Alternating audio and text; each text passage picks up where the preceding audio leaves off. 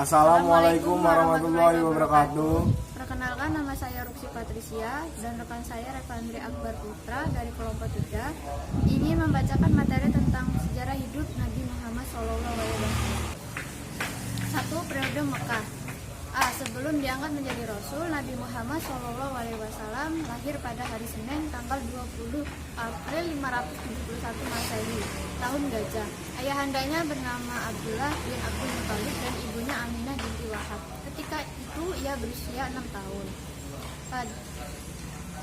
Kakeknya Abdul Muthalib mengasuhnya selama 2 tahun. Kemudian kakeknya itu pun meninggal dunia pula diasuh 8 tahun dan ia diasuh oleh pamannya Abu Thalib. Pernikahan Nabi dengan Khadijah binti Khuwailid berlangsung ketika Muhammad berusia 25 tahun dan Khadijah berusia 40 tahun dengan mahar 2 ekor unta. B. Diangkat menjadi Rasul. Ketika usianya 40 tahun, pada tanggal 17 Ramadan 611 Masehi, Malaikat Jibril mendatangi menyampaikan wahyu Allah yang pertama, surat Al-Alaq ayat 1-5.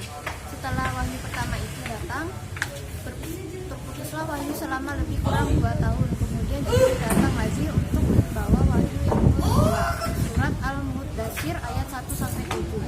Tahap-tahap dakwah.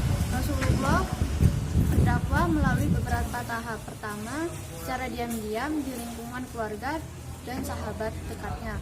Kedua, dakwah kepada keturunan Abdul Muthalib.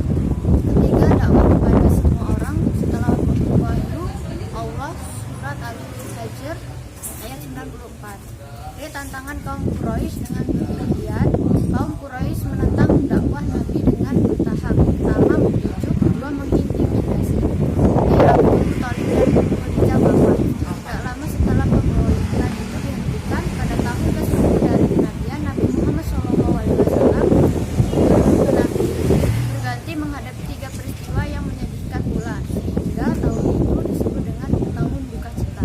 Adapun 3 peristiwa tersebut, pertama, pamannya Abu Thalib namanya meninggal dunia dalam usia 87 tahun. Kedua, 3 hari setelah itu meninggal dunia pula istrinya Khadijah dalam usia 65 tahun. Ketiga, Nabi berdakwah di Taif, beliau diejek, disoraki dan dilempari batu. Tahun duka cita dan Isra Mi'raj. Tahun ke-10 dari kenabian tersebut, di atas Allah mengisra mi'rajkan Nabi Muhammad SAW. Tujuannya adalah untuk menghibur hati Nabi yang sedang berduka cita tersebut. Melalui Isra Mi'raj itu, kewajiban sholat 5 waktu, sholat 5 kali sehari semalam. 2. Periode Madinah. G. Hijrah ke Yathrib. Segera setelah mendapatkan perintah hijrah dari Allah Subhanahu wa taala, Rasulullah menemui sahabatnya Abu Bakar agar mempersiapkannya segala sesuatu yang diperlukan dalam perjalanan. Nabi juga menemui Ali dan meminta kepadanya agar tidur di kamarnya guna mengelabui musuh berencana membunuhnya. Senin malam Selasa itu, Nabi ditemani Abu Bakar dalam perjalanan menuju Yathrib. Keduanya singgah di Gua Tasyur. Mereka bersembunyi di situ selama 3 malam. Pada malam ketiga, mereka keluar dari persembunyiannya dan melanjutkan perjalanan menuju Yathrib. Setelah 7 hari dalam perjalanan, Nabi Muhammad SAW dan Abu Bakar sampai di Kuba. H.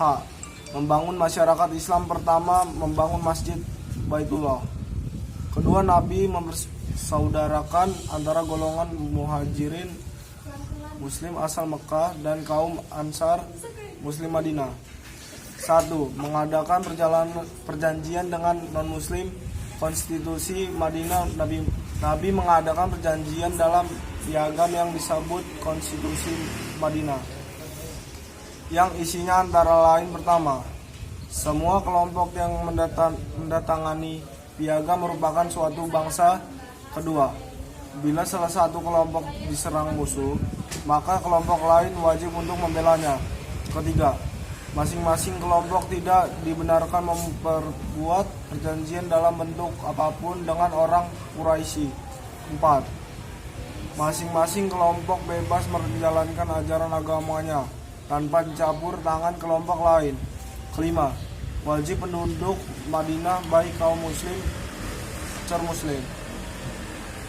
C. Permusuhan kafir Quraisy dengan Nabi. Peperangan antara umat muslim dengan kafir Quraisy selama 8 tahun dalam puluhan kali pertempuran. Yang terpenting diantaranya adalah 1. Perang Badar, 2. Perang Uhud, 3. Perang Ahzab atau Khandaq, 4. Perjanjian Hudaibiyah, 6. Penakluk kota Makkah. K. Permusuhan yang Yahudi dengan Nabi serta menandatangani perjanjian tersebut, tetapi tidak dengan hati yang jujur, melanggarnya fase-fase pergolakan antara Yahudi dan Islam dapat dilihat sebagai berikut. 1. Bani Nakhir, 2. Bani Quraisyah, 3. Perang Kabar. Nabi wafat 3 bulan setelah Nabi kembali ke Madinah. Beliau menderita sakit-sakit. Nabi itu berlangsung selama 14 hari. Akhirnya beliau menghembuskan napas terakhir pada hari Senin 12 Rabu awal 11 dalam usia 63 tahun di rumah istrinya Aisyah. Sekian materi dari kami. Saya akhiri. Waalaikumsalam warahmatullahi wabarakatuh. Terima kasih.